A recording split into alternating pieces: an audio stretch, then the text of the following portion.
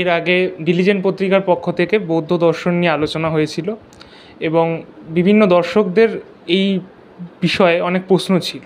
তার মধ্যে মূলত দুটি প্রশ্ন আমরা বেছে নিয়েছি আজকের আলোচনার জন্য। আজকে আমরা আবারও পেয়ে গেছি বাম আন্দোলনের সংগঠক এবং সমাজকর্মী সাথী শঙ্করদাকে। তার কাছে আমার প্রথম প্রশ্নটি হলো যে গৌতম বুদ্ধ কি জাতিবর্ণ ব্যবস্থা মেনে নিয়েছিলেন বা তার সমর্থনে কি ছিলেন? এখন আগের দিন আমরা যে আলোচনা করেছি তার তাতে কিছু প্রশ্ন এসছে, সেখানে একটা এই ধরনের প্রশ্ন আছে। তো এখানে যেটা বলার সেটা হচ্ছে যে প্রথমত এই প্রশ্নটা কিভাবে আসলো সেটা আমি ঠিক বুঝতে পারছি না। গৌতম বুদ্ধের জাতিবর্ণ ব্যবস্থাকে মেনে নেওয়ার তো কোনো প্রশ্নই নেই। বিশেষ করে বৌদ্ধ আন্দোলন যে ভারতবর্ষে জনপ্রিয় হয়েছিল, সেটা গড়ে উঠেছিল এবং জনপ্রিয় হয়েছিল, তার অনেকগুলি কারণ ছিল। তার মধ্যে একটা খুব গুরুত্বপূর্ণ কারণ ছিল যে ভারতবর্ষে এই যে জাতিবর্ণ ব্যবস্থা, তাকে সে বিরোধিতা করেছিল। এই বিরোধিতার জায়গা থেকেই সে জনপ্রিয় হয়েছিল। আরও অন্য বিষয় ছিল, কিন্তু এটা অত্যন্ত গুরুত্বপূর্ণ একটি বিষয় যে জাতিবর্ণ ব্যবস্থাকে বিরোধিতা করে বৌদ্ধ আন্দোলন এগিয়েছে, যার জন্যই সে জনপ্রিয় হয়েছে। এটা শুধু বৌদ্ধ আন্দোলন বিরোধিতা করেছে তা নয়, এটা বোঝার প্রয়োজন। সেটা হচ্ছে যে তৎকালীন সময়ে ভারতবর্ষে একাধিক আন্দোলন, বা যাকে আমরা বলি যে দার্শনিক আন্দোলন বা দার্শনিক যে ক্ল্যান আর কি, গোষ্ঠী, তারা জাতিবর্ণ ব্যবস্থাকে খণ্ডন করেছে, তার বিরুদ্ধে দাঁড়িয়েছে। এর মধ্যে যেমন চারবাকরা আছে, এর মধ্যে গোটা যে শ্রমণ সম্প্রদায়, আমি আগের দিন বলেছিলাম যে বৌদ্ধ আন্দোলন হচ্ছে যে একটা বৃহত্তর শ্রমণ সম্প্রদায়ের অন্তর্গত বা একটা সামরিক আন্দোলনের অংশ। বৌদ্ধরা ছাড়াও এই সামরিক আন্দোলনে অন্যান্য বহু ধারা আছে, জৈনরা আছে, আজীবকরা আছে। এই আজীবকদের মধ্যে অনেক আলাদা আলাদা ধারা আছে, আবার এর মধ্যে থেকে সম্পূর্ণভাবে আলাদা, যেমন অজিত কেশকমলির ধারা আছে, যেমন মঙ্খালি গোশালা তার ধারা আছে। এরকম বিভিন্ন ধারা আছে, যারা এই বৃহত্তর যে সামরিক পরিবার তার অংশ। এরা সকলেই জাতিবর্ণ ব্যবস্থার বিরুদ্ধে ছিলেন। জাতিবর্ণ ব্যবস্থার পক্ষে ছিলেন কারা? পক্ষে ছিলেন যারা হচ্ছে ব্রাহ্মণ ক্ষত্রিয়রা। এটা বোঝার দরকার। এই ব্রাহ্মণ ক্ষত্রিয়দের যে দার্শনিক সম্প্রদায় বা দার্শনিক বিচারধারা, এই ব্রাহ্মণ ক্ষত্রিয়দের যে স্বার্থ, সেই স্বার্থকে প্রতিনিধিত্ব করত, তারা ছিল হচ্ছে যে জাতিবর্ণ ব্যবস্থার পক্ষে। তার মধ্যে বেদান্তের দুটো অংশই ছিল, পূর্ব মীমাংসা এবং উত্তর মীমাংসা। এই উভয় সম্প্রদায় জাতিবর্ণ ব্যবস্থার কঠোর সমর্থক ছিলেন, যার ফলে বুদ্ধিজমের সাথে এদের যে কন্ট্রাডিকশান, সেই কন্ট্রাডিকশানে এইটা খুব গুরুত্বপূর্ণ ভূমিকা পালন করেছে। এখন কেউ কেউ এটা আমি দেখেছি যে এখন কেউ কেউ এটা বলার চেষ্টা করছে, বিশেষ করে যে একটু আরএসএস শিবির আছে, আরএসএস শিবির বা বিজেপি শিবির, এরা তো, বিশেষ করে আরএসএস, এরা তো মোটামুটি গৌতম বুদ্ধকে এর দিকে টেনে নিয়ে আসার চেষ্টা করে যে আজকে যে কোট অ্যান্ড কোট হিন্দু ধর্ম আছে আর কি, এই হিন্দু ধর্মের মধ্যে টেনে নিয়ে আসার চেষ্টা করে। পরন্ত সেখান থেকে তারা এটা একটু দাঁড় করাতে চায়, সেটা হচ্ছে যে গৌতম বুদ্ধ জাতিবর্ণ ব্যবস্থার বিরুদ্ধে কিছু বলেননি, বরঞ্চ তিনি সেটাকে সমর্থনই করেছিলেন। এরকম কোথাও বলার চেষ্টা হচ্ছে যে চেষ্টা করেছিলেন। একেবারেই এটা মিথ্যা প্রচার এবং একেবারেই মানে কি বলা যায়, অপপ্রচার আর কি। গৌতম বুদ্ধের একটা বিখ্যাত কথা আছে, যখন সংঘকে তিনি ব্যাখ্যা করছেন, এটা বিনয় পিটকের অন্তর্গত।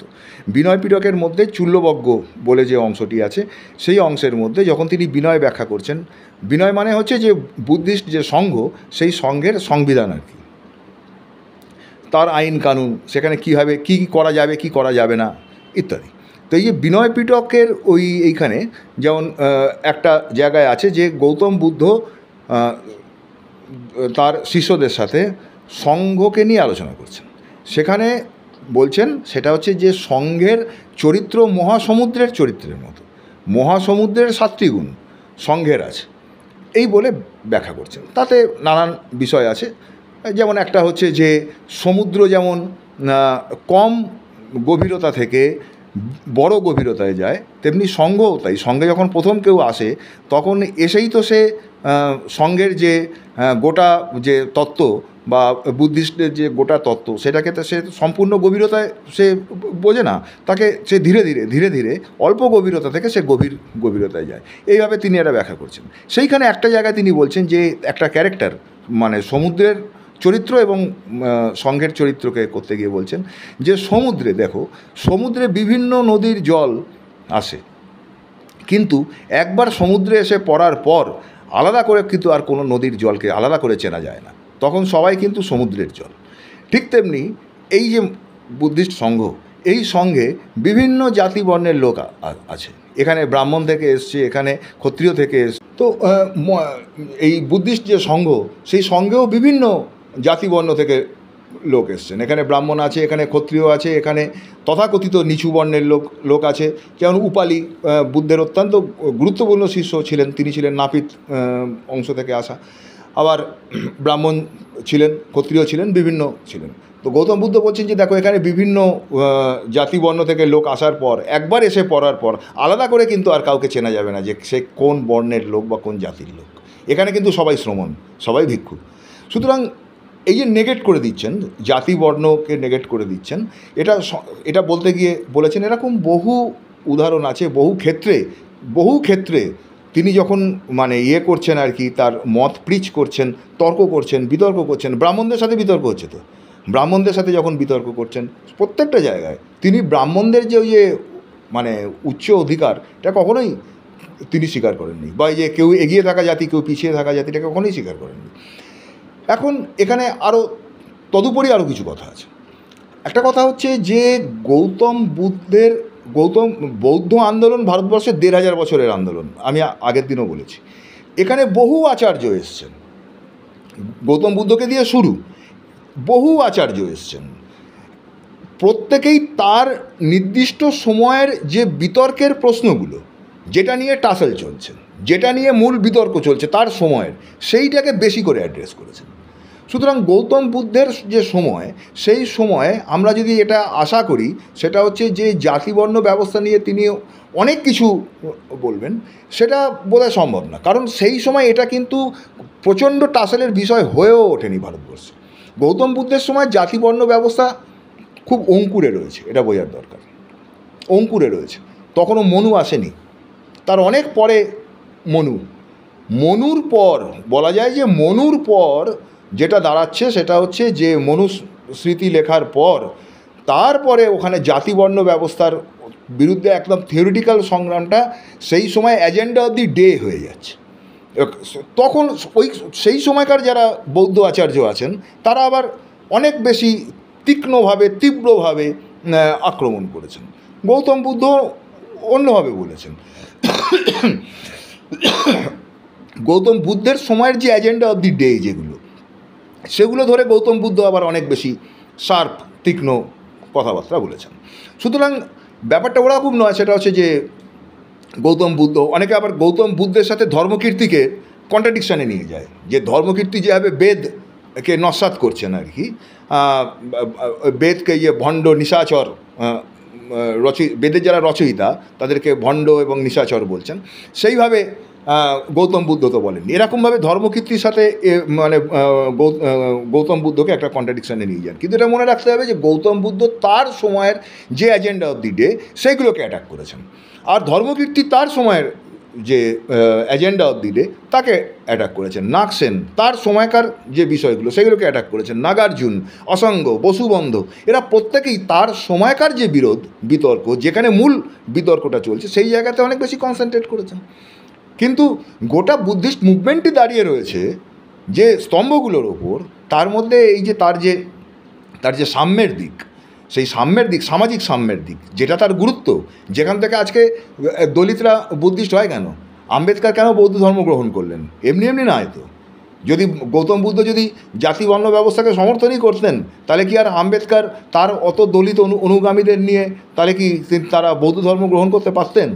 আজকে যে ভারতবর্ষে বুদ্ধিস্ট বলতেই দলিতদের বোঝানো হয়, মানে বুদ্ধিস্ট যে অংশটা আছে তাদের মধ্যে বেশিরভাগটা তো দলিত মুভমেন্ট থেকে তারা বুদ্ধিস্ট জায়গায় গেছে। কেন যাচ্ছে? যাচ্ছে তো এই কারণেই, সেটা হচ্ছে যে বুদ্ধিস্ট আন্দোলন জাতিবর্ণ ব্যবস্থার উচ্ছেদের পক্ষে কথা বলেছে, এই ব্যবস্থার বিরুদ্ধে কথা বলেছে এবং তাকে উচ্ছেদের পক্ষে কথা বলেছে। সে তো মানুষের সঙ্গে মানুষের কোনো বিরোধ মানেনি। আমরা তো চণ্ডালিকায় যাইনি। এই যে রবীন্দ্রনাথের যে নাটকটা আছে, এটা তো ঘটনা, সেটা হচ্ছে যে আনন্দ জল খেতে আসছেন এবং যে চণ্ডালের যে মেয়ে তার কাছে জল চাইছেন এবং সে বলছে যে আমাকে ছুঁয়ো না, আমি চণ্ডালের মেয়ে। তখন আনন্দ তাকে বলছেন যে যে যে মানব আমি, সে মানব তুমি। তাহলে মানবে মানবে কোনো বিভেদ নেই, এইটা তো বুদ্ধিস্ট আইডিওলজি। তার উপর দাঁড়িয়ে তো সেই সময় আন্দোলনটা চলেছে, যার ফলেই তো তার উপর দাঁড়িয়ে গান, কবিতা, তার মধ্যে দাঁড়িয়ে নাটক, রবীন্দ্রনাথের নাটক, এরকম অনেক কিছু রচিত হয়েছে। এগুলো তো এমনি এমনি হয়নি। তো সুতরাং এই প্রশ্নটা আমার মনে হয় না যে খুব তার মানে ইয়ে আছে, ভিত্তি আছে। আচ্ছা, আরেকটি প্রশ্ন দর্শকদের মধ্যে থেকে উঠে এসেছে। সেই প্রশ্নটা হচ্ছে যে বৌদ্ধ সঙ্গে মহিলাদের স্থান কোথায় ছিল? এইটাও একটা গুরুত্বপূর্ণ প্রশ্ন। এইটাও অনেকে করেন। এর কারণ হচ্ছে যে আমরা জানি সেটা হচ্ছে যে বুদ্ধিস্ট যে সংঘ গৌতম যখন প্রথম তৈরি করেন, সেখানে তিনি মানে মহিলাদের যে অংশগ্রহণ, সেই অংশগ্রহণটা করেননি, আর কি অংশগ্রহণটা চাননি প্রথম দিকে। এখন সেইখান থেকে অনেকে এটা বলার চেষ্টা করেন, সেটা হচ্ছে যে বুদ্ধিস্টরা হচ্ছে মিসোজিনিস্ট, নারী বিদ্বেষী, এবং বুদ্ধিস্ট সংঘ তাতে ইয়ে ছিল না ইত্যাদি, এরকম একটা অনেকে বলার চেষ্টা করেন, অনেকে দেখানোর চেষ্টা করেন। কিন্তু প্রথমত আমাকে এই বিষয়টা যদি বুঝতে হয়, তাহলে আমাকে তৎকালীন ভারতবর্ষটা আগে বুঝতে হবে। তৎকালীন গৌতমের সময়কার ভারতবর্ষ, গৌতম বুদ্ধের সময় ভারতবর্ষ, তখন উপনিষদগুলি রচিত হচ্ছে, উপনিষদের সময়কার ভারতবর্ষ। সেই সময় যে ভারতবর্ষ আর আজকের ভারতবর্ষ কিন্তু এক নয়। আজকের ভারতবর্ষে দাঁড়িয়ে আমি বুঝতে পারবো না তৎকালীন ভারতবর্ষটা ঠিক কেমন ছিল, মেয়েদের পজিশন এমনি সোসাইটিতেই কেমন ছিল। যদি আমি দেখি তাহলে দেখবো সেটা হচ্ছে যে সেই সময় নারীদের যে অবস্থা আজকের মতো খারাপ হয়নি। হ্যাঁ, এটা ঠিক, সেটা হচ্ছে যে সমান সমান ছিল না, কিন্তু আজকে যতটা খারাপ ততটা খারাপ সেই সময় ভারতবর্ষে হয়নি।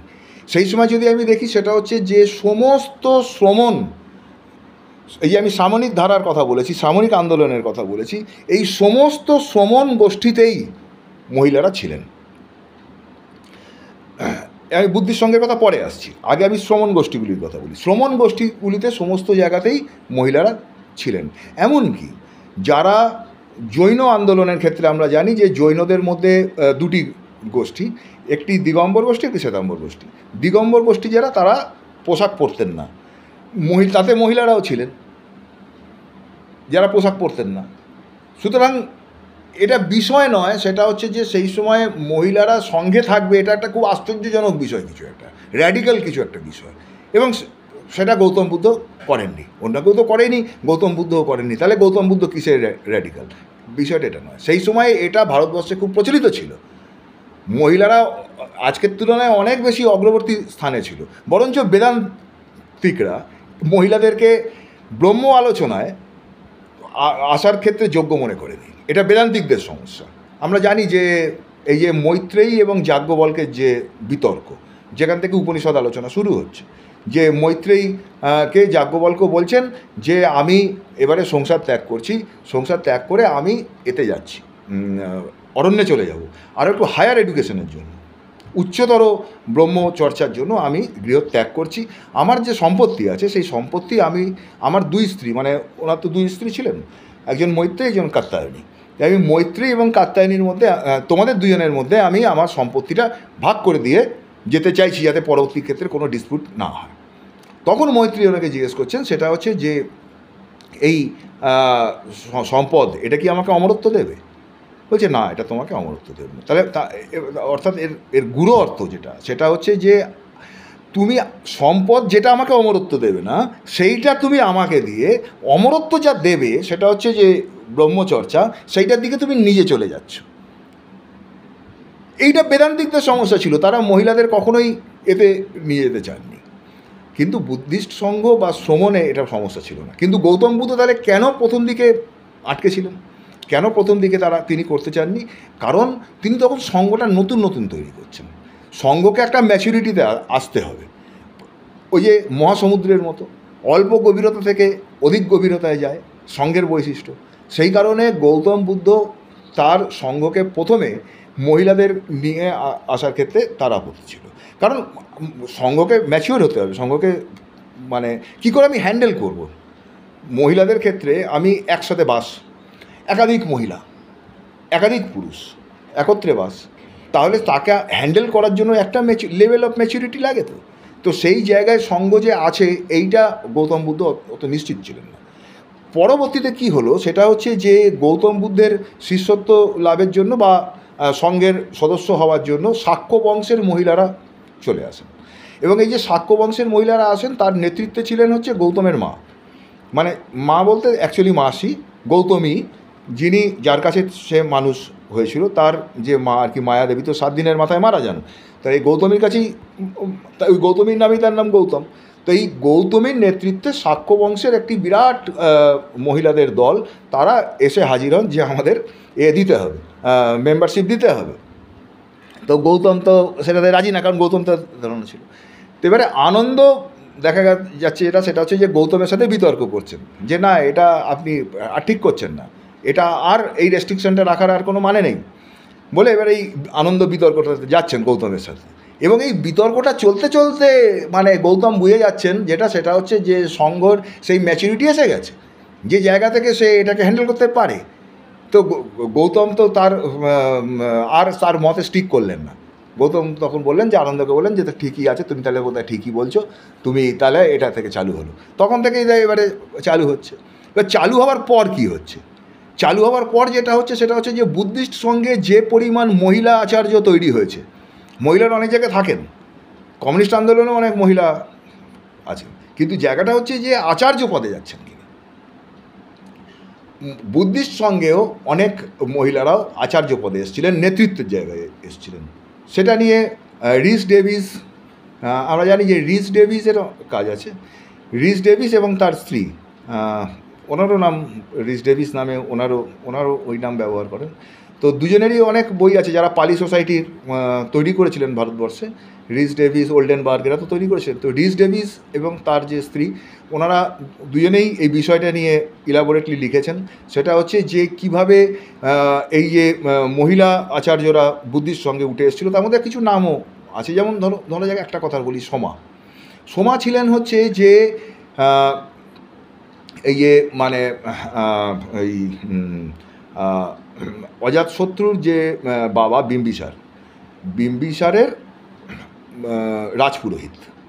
তো গৌতম বুদ্ধের সময় তো বিম্বিসারকে হটিয়ে দিয়ে বা অজাতশত্রু আসছে, সেটা তো গেল। কিন্তু বিম্বিসারের যে রাজপুরোহিত ছিলেন তার কন্যা ছিলেন হচ্ছে সোমা। এই সোমা সঙ্গে যোগ দেন, বিম্বিসারের এক স্ত্রীও সঙ্গে যোগ দিয়েছেন। তো সোমা যখন সঙ্গে আসেন তখন এই সোমার অনেকগুলি লেখা আছে আর কি। এরকম একটা লেখার মধ্যে একটা জায়গায় আছে যে সোমার সাথে মারের সংঘর্ষ হয়। এই যে মার হচ্ছে যে একটা সাইকোলজিক্যাল ওয়ারফেয়ার, মারের সাথে লড়াইটা গৌতম বুদ্ধের খুব ইম্পর্ট্যান্ট লড়াই বলে বলা হয়। যে গৌতম বুদ্ধ যখন বোধিলাভের জন্য যাচ্ছেন তখন মার তাকে দেখা দিয়ে তাকে লোভ দেখাচ্ছেন, প্রলোভন দেখাচ্ছেন যে এই কঠিন পথে তুমি যাচ্ছ ইত্যাদি ইত্যাদি। এবং এটা নিয়ে খুব বিস্তৃত আলোচনা আছে, আমি তার বিস্তারিত ব্যাখ্যায় যাচ্ছি না। কিন্তু এই মার এবারে সোমা যখন ধ্যান করছেন তখন সোমার কাছেও এসে হাজির হন।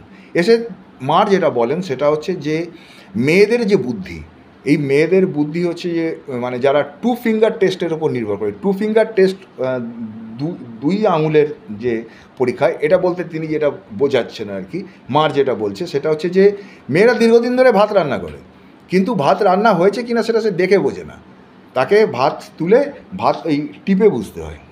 এইটা মার বলছে যে তাকে তো টিপে বুঝতে হয় যে ভাত সেদ্ধ হয়েছে কিনা। এই তো মেয়েদের বুদ্ধি, এই যাদের বুদ্ধি, সেই বুদ্ধি নিয়ে ওই উচ্চতর যে জ্ঞান অন্বেষণ সেটা করা যায় না, এটা মার বলছেন।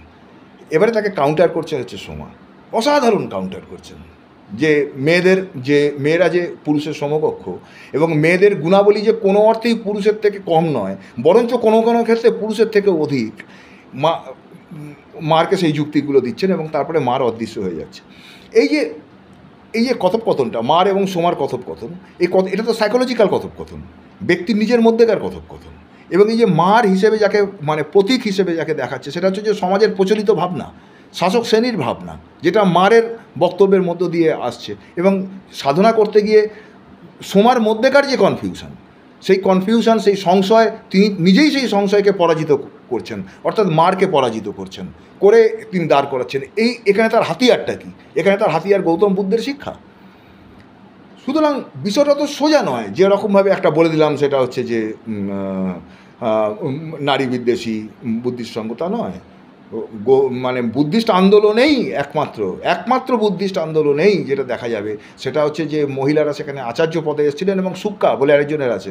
সুক্কা যখন মগধের রাস্তায় বক্তৃতা করতেন, ভিড়ে ভিড়াক্কার হয়ে যেত, কনভার্সন হয়ে যেত, লোকে বুদ্ধিস্ট হয়ে যেত সুক্কার সেই শুনে।